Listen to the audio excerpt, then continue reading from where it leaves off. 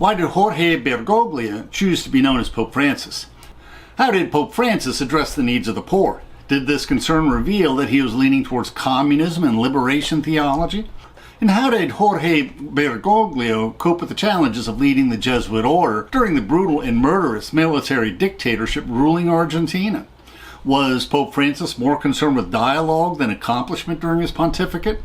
And was his dialogue actually his main accomplishment?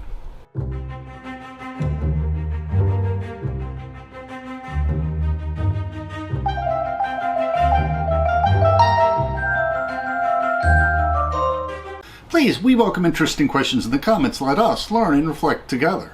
At the end of our talk, we'll discuss the sources used for this video. Please feel free to follow along in the PowerPoint script we uploaded to SlideShare, which includes illustrations. Our sister blog includes footnotes, and both include our Amazon book links.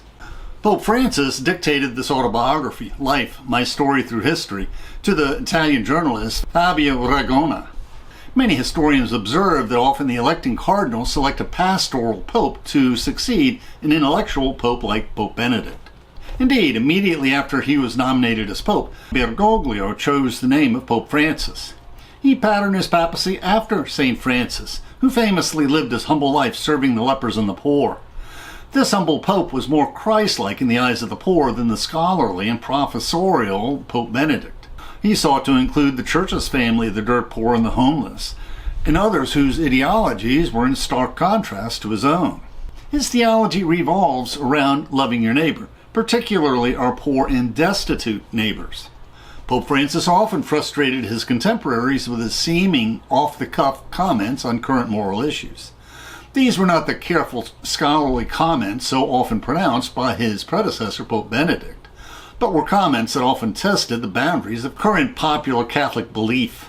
Were these comments often made in the aisle of the papal plane to journalists truly careless comments that were often immediately corrected by clarifications by the Vatican Curia? Or were they calculated to compel dialogue? Perhaps it is telling that in this memoir of over 200 pages, he only spends 15 pages on his 12-year pontificate. And in those 15 pages, he remembers few accomplishments, but rather describes his continuing vision for the Church. As Pope, did Francis seek dialogue rather than accomplishments? There are indeed popes known for their accomplishments, such as when Pope John XXIII called the Second Vatican Council. But even this accomplishment led to dialogue that is still roiling the Church 60 years later. How can a pope or anyone proclaim that everyone must follow their vision of the moral truth? And one example of how difficult it can be to convince others to change their moral beliefs is the U.S. Supreme Court Brown versus Board of Education decision ending school segregation. The justices knew that it would be difficult to change the prejudices of millions of Americans when they declared that schools should be desegregated with all deliberate speed. Hannah Arendt, who wrote about the banality of evil when witnessing the Israeli trial of the bureaucrat Adolf Eichmann, who ran the Nazi death camps murdering millions of Jews, wrote an essay on the subsequent efforts to desegregate the Little Rock public school system.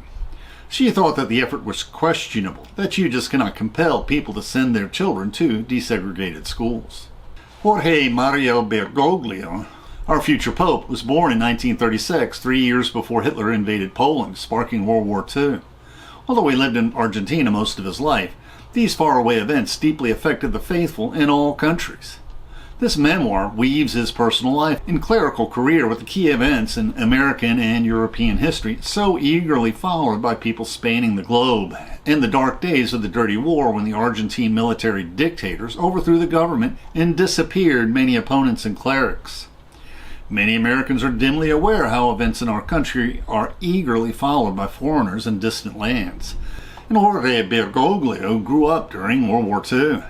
And he deeply treasured his personal contact with others and loved children, and he chose to begin his memoirs with this. What a wonderful woman, I loved her so much. Grandma Rosa, my paternal grandmother, was a key figure in my growth and development. She lived no more than 150 feet from our home. I used to spend whole days with her. She played games with me and sang me songs from her childhood. And Grandma Rosa was his godmother when he was baptized. He remembers. She taught me how to pray and taught me about that great personage I didn't know yet, Jesus. How fortunate he was to learn about Jesus from his loving grandmother. And children suffer the most during wars. Pope Francis reflects, "War eats you up inside. You see it in the eyes of young children who no longer have any joy in their hearts, only terror and tears." He remembers the enduring sadness of his Jewish neighbors whose grandparents were disappeared by the cruel Nazi regimes simply because of Jewish blood flowing in their veins. Bergoglio says war is folly. The driving force of war is ambition, the thirst for power, the greed that triggers conflicts. Now, other than occasional Nazi naval actions, Argentina was not directly affected by the Great War waged mostly in Europe and Asia. The deprivation suffered before and during the war caused many to flee persecution to countries across the globe. And his family was well acquainted with both Jewish and Polish neighbors who worried about relatives and friends engulfed in the war and the persecutions overwhelming them. Jorge was 9 when Japan surrendered, marking the end of the war. He remembers when the neighbor came over shouting, "Signora Regina, the war is over!" My mother was confused for a moment, then they both burst into tears, liberating tears. Meanwhile, the daily newspaper La Prensa sounded its siren to proclaim this joyful event. But this joy was tempered by the revelations of the horrendous destruction of the atomic bombs dropped on Hiroshima and Nagasaki. Later, he met Father Bergoglio, a Jesuit missionary in Hiroshima who miraculously survived the explosion. Most of the local doctors died in an explosion, but Father Bergoglio had studied medicine. He opened a field hospital in the Jesuit novitiate. He was able to tend to wounds using a 50-pound sack of boric acid donated by a local farmer. And Dr. Wikipedia has a short account of his activity as a missionary in Japan. And in his book, he makes a comparison between the persecution of the Jews in World War II and the Jim Crow segregation before the Civil Rights era. And when he was a child, Jorge would often hear, "Hitler's a monster." His father worked with many Jews at his dye works. Many of them had relatives in Europe, and some of them had been taken away and never heard from again. During his lifetime, Pope Francis met many who suffered under the Nazis. One is the Polish lady Lydia, whose partisan parents, although not Jewish themselves, openly sided and assisted Jews. She was separated from her parents at age of 3, given a tattoo to identify her in the Auschwitz prison camp, where the evil Dr. Mengele performed horrible medical experiments on her and other children. Another child was the Hungarian Jew Edith Bruck. Pope Francis remembers her story. At Dachau, a Nazi cook asked her name, and seeing how young and defenseless she was, said, "I have a daughter like you." And he gave her a comb, even though her head had been shaved, which was a sign of hope in that ocean of death. When Pope Francis heard her story, he asked her forgiveness for everything that happened to the Jews.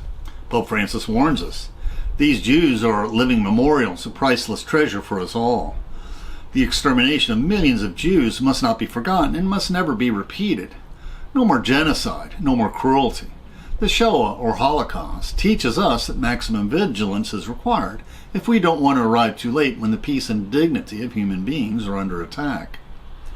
And we previously compared the banality of evil noticed by Hannah Arendt when she witnessed the trial of Adolf Eichmann, who administered the running of the death camps, to lynchings of tens of thousands of blacks during the Jim Crow era, as recounted by Martin Luther King in his letter from a Birmingham jail. Pope Francis makes the same comparison. Let us also think about people with dark skin. In the United States, for example, there are demonstrations over the deaths of black citizens, such as George Floyd. Fortunately, there is always a collective reaction against social or racial injustice, against abuse of power, whenever human dignity is wounded. For this reason, I like to define nonviolent protesters as collective Good Samaritans, intervening to defend the dignity of human beings, and all human beings. But let us remember that racism is a disease, a virus. The case of Hitler is a disease multiplied, because he eliminated not only Jews, but gypsies, disabled people, homosexuals, the elderly, even children with Down syndrome. He sent them all to their deaths without pity. And we must defend the sanctity of human life. The name of God is profaned and defiled in the madness of hate. As a young student during confession, Jorge Bergoglio was shocked when he experienced meeting God, which led him first to answer the call to the priesthood, and shortly thereafter to join the Jesuit Order.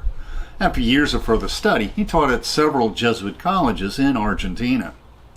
During this time, he also contracted a nearly deadly case of pneumonia. Surgeons were compelled to remove the upper lobe of his right lung to save his life. His health was compromised the rest of his life. He often suffered from bronchitis, particularly in his last years. After the rise of the Cold War between the West and the Communist bloc, Senator Joseph McCarthy accused many of un-American activities, accusing many artists, actors, journalists, writers, members of the armed forces, and government officials as suspected communists, ruining the career of many innocent people. And in response, the Peronist government of Argentina distanced itself from American influence. Now, when he was 35, Jorge Bergoglio was appointed as the provincial superior, which was the leader of the Jesuits in Argentina.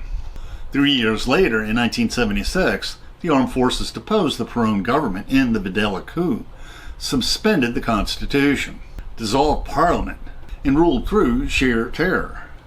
Suspected leftists, including priests who ministered to the poor, were abducted, tortured, and often disappeared, tossed out of helicopters far out over the ocean. This dirty war lasted for 9 long years.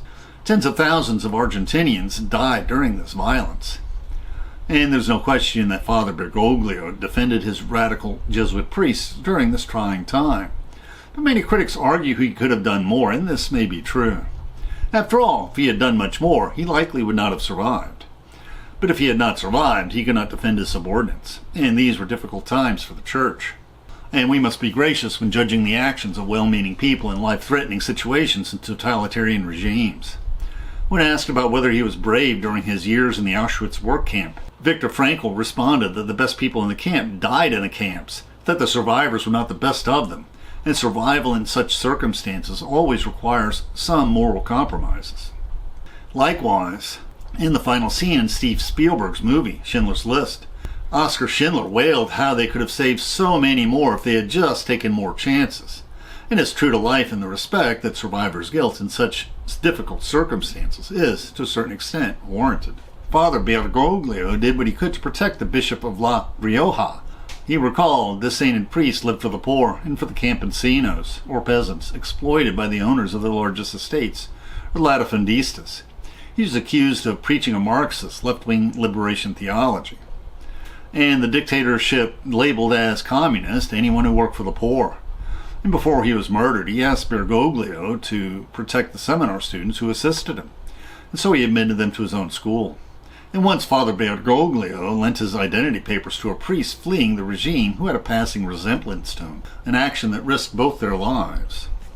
And the tragedies Pope Francis remembers included the troubles befalling his communist friend Esther Ballestrina.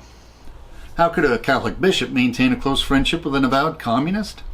The pronouncements of Vatican II teach us that the Church should engage in dialogue with Protestants, Jews, and other religions, but also with the outside world. The Catholic Church set the terms for moral and philosophical debate for the ancient and medieval world, but after the Protestant Reformation and the Enlightenment, this is no longer true. Since the privileged classes in Latin America control more of their economies than does the United States, communist-inspired ideology is more prevalent there. 16-year-old Jorge Bergoglio met Esther when she was a chemistry teacher. She was a communist activist defending the rights of rural women and workers. Although he did not agree with their ideology, they often discussed workers' rights and Marxist thought, which influenced the liberation theology of the Latin American Catholic Church. Pope Francis comments, "After my election as Pope, some people claimed I spoke about the poor so often because I was a communist or Marxist myself. But talking about the poor doesn't necessarily mean one is a communist. The poor are the flag of the gospel and are in Jesus' heart. Poverty has no ideology, and the Church has none either, and shouldn't." After the Videla coup, her whole family suffered. He remembers, in September 1976, the military seized her son-in-law, and then the next year they took her daughter Anna Maria, who was 6 months pregnant. The whole family was under surveillance. Bishop Bergoglio agreed to hide her suspect books in his college library in case the military searched her house. After her daughter was released from prison 4 months later, she sought refuge in Sweden with her 2 older daughters. The daughter stayed in Sweden while she returned to Argentina to continue the struggle. After protesting with the mothers of Plaza de Mayo, seeking the fate of their disappeared children, Esther was seized and then tortured by the military police. She was martyred when she was thrown from a military plane into the deep dark ocean. Some of these corpses washed ashore. Her remains were later identified through DNA testing. In 1989, the Berlin Wall separating East and West Berlin fell. Under Perestroika, Soviet Premier Mikhail Gorbachev refrained from violently clinging to the Soviet satellite states in Eastern Europe.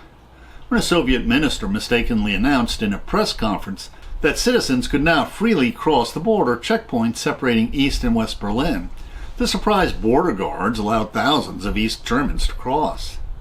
In the following days, excited citizens started tearing down the concrete walls that split communist and free Berlin. Pope Francis proclaims, "There are many walls across the world. Where there is a wall, there is a closed heart. Where there is a wall, there is the suffering of a brother or sister who cannot cross it. Where there is a wall, there is a division between peoples, and that is not good for the future of mankind. If we are divided, there is no friendship and solidarity. We must follow the example of Jesus, who unites everyone with his blood." In Europe, there's also a wall between the prosperous northern countries, including Germany, and the poor, more agricultural southern countries, including Spain, Italy, and Greece, who are also challenged by migrants drifting in from North Africa.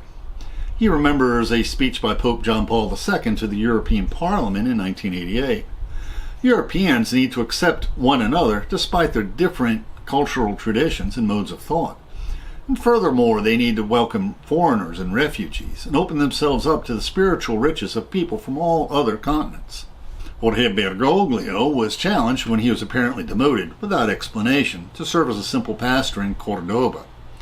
He continued his work with the poor and spent more time contemplating the religious classics. After humbly serving there for 2 years, he was surprised when he was elevated to auxiliary bishop of Buenos Aires. And a few years later, he was appointed cardinal, which meant that he could vote for the next pope. He was elevated to the Bishop of Buenos Aires when the current bishop passed away some time later. Bishop Bergoglio encouraged his priests to go out and minister to the needs of the poor. He remembers, "These were among the best times of my life.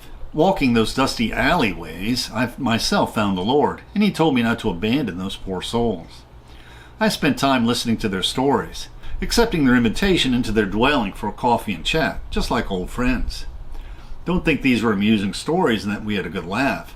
I wiped away many tears, and because those people lived amid poverty, in homes of loose brick and feral dogs, with no drinking water." Bishop Bergoglio continues, "Criminals and drug traffickers are the true rulers of these disadvantaged areas. Children, left to their own devices, are dragged into the drug trade from an early age. The presence of the Church was therefore crucial, and it remains necessary today, to carry out its work of prevention and guidance, particularly of the very young, toward a clean future far from such soul-corrupting evils." And Bishop Bergoglio remembers, "During those wonderful years I touched hands that were rough and scarred, the hands of starving people who had not tasted food for days, hands that had stolen to feed their children, hands that sought help to change for the better. I caressed the faces of people young and old, abandoned at the roadside without hope, the faces of women robbed of their dignity, the faces of terrified fathers, the faces of mothers crushed by indifference, and the faces of children whose future had been stolen from them. And in all of them I always found the face of one Savior, Jesus Christ, who is the way, the truth, and the life." In his papal encyclical Fratelli Tutti on fraternity and social justice, Pope Francis teaches us that we should have compassionate immigration policies, that borders can shut out both immigrants and compassion. Was Pope Francis referring to the cruel immigration policies of the Trump administration, where many are quickly deported without due process of law, where not only are migrant children separated from their parents, but cruelly few records were kept on who their parents are? After Pope Benedict resigned, Bishop Bergoglio was elected by the cardinals as the next pope, choosing the name Pope Francis after the champion of the poor, St Francis of Assisi. Pope Francis would be the first pope who did not personally experience the Second Vatican Council. Pope Benedict's sudden resignation surprised the bishops and cardinals, as well as the whole world. Although he was in poor health, he survived nearly a decade after his resignation. He resigned on February 28, 2013, which meant that the electing cardinals were immediately called to Rome, and they chose Pope Francis on March 13, 2013. And Easter that year fell on March 31, 2013. Why Benedict did not wait until after Easter, which is a busy season for all clergy, especially bishops and cardinals, is puzzling. I have not found a good explanation for the rush. Benedict was careful to live a private life, though Pope Francis often sought his counsel and conferred and prayed with him, Many people believe that Pope Benedict XVI was an acceptable traditional pope, while Pope Francis was a wild-eyed liberal pope betraying Catholic tradition.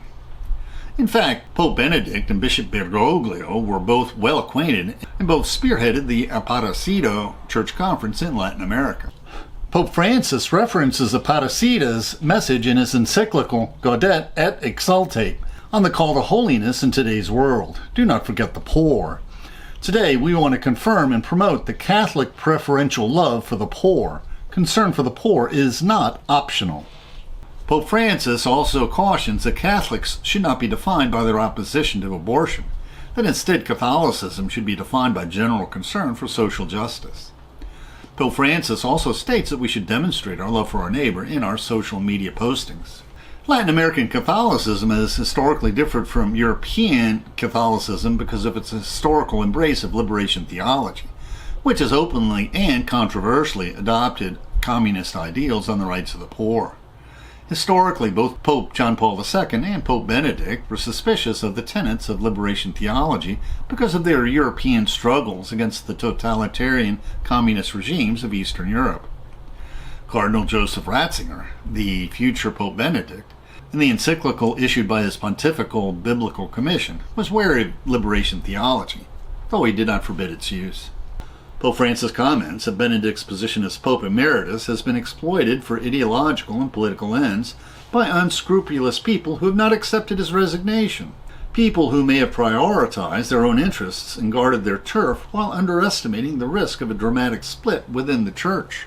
Enthusiasm for Jorge Bergoglio's candidacy rose when he delivered a short intervention before the gathered cardinals, where he spoke of the need for evangelizing the world, repeating many of the themes of the Second Vatican Council.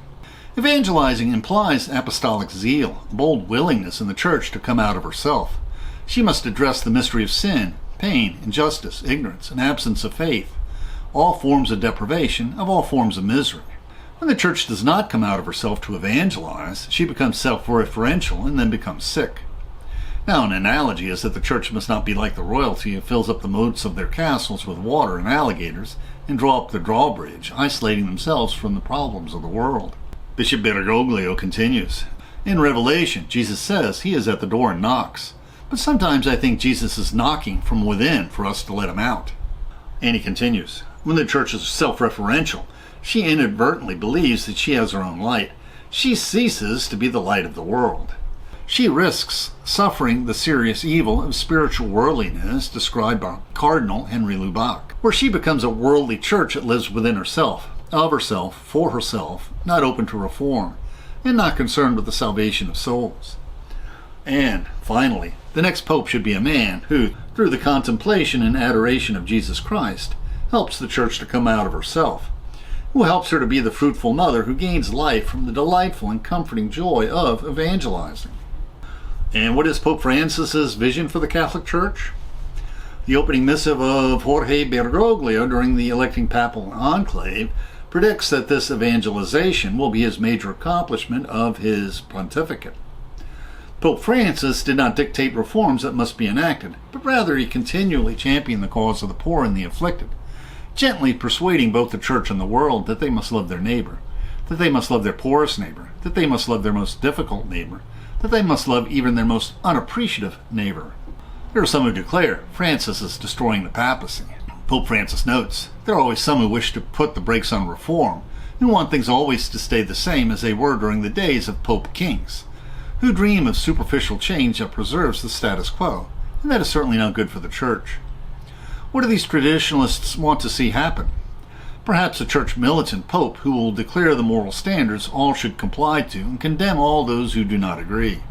Pope Francis declares, I cultivate a dream for the future, that our Church might be a meek, humble servant Church with all the attributes of God, tender, close, and compassionate. We must simplify things as we look to the future, overcoming clericalism, which is the view of clerics as an elite with an attitude of moral superiority over and distant from the faithful. Clericalism is a plague, a disease. The Church is full of saints, but in some cases it has become a corrupt Church precisely because clericalism is corrupt. And Pope Francis warns against another tendency, There were hints of an attempt to turn priests into something like functionaries, social workers, relevant politically, but not spiritually. Regarding homosexuals, Pope Francis faces a dilemma. He does not want to turn anyone away from the Church, but he also doesn't want to change the Church's teaching against homosexuality. And he recognizes how deeply damaging is the sin of pederasty for the souls of altar boys or its victims. He seeks dialogue with his fellow bishops on this problematic issue. He does not want to dictate moral policy, but rather prefers that they do what they think is right.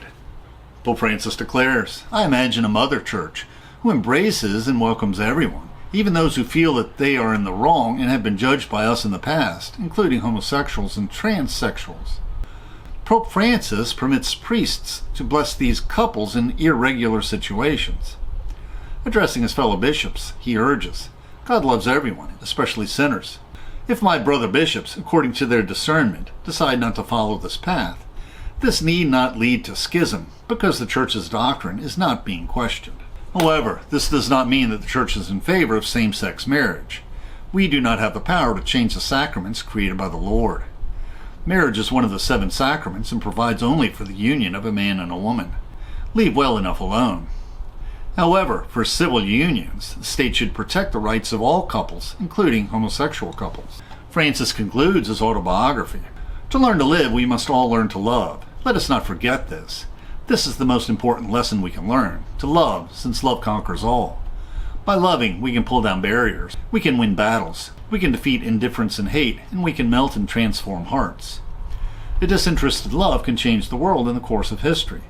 How many things would have gone differently if love and prayer had motivated us, rather than the thirst for power? Remember, the world needs prayer more and more." And the papacy of Pope Francis was more of a continuation than it was a break from the teachings of his predecessor, Pope Benedict XVI, known as Cardinal Ratzinger before his elevation to the papacy. And we have a series of reflections on Cardinal Ratzinger, the future Pope, in his memoirs. The Ratzinger Report that discussed the need for catechesis, which preceded the issuance of the Catholic Catechism, and whether he did enough to deal with the Catholic clergy sex scandals. Now we'll discuss the source we used for this video. There's a second oral autobiography of Pope Francis that he dictated to another Italian journalist over a 6-year period that had more reviews and attention, that is about 100 pages longer, titled Hope. And this autobiography was fascinating and readable. We encourage you to read this autobiography of Pope Francis yourself.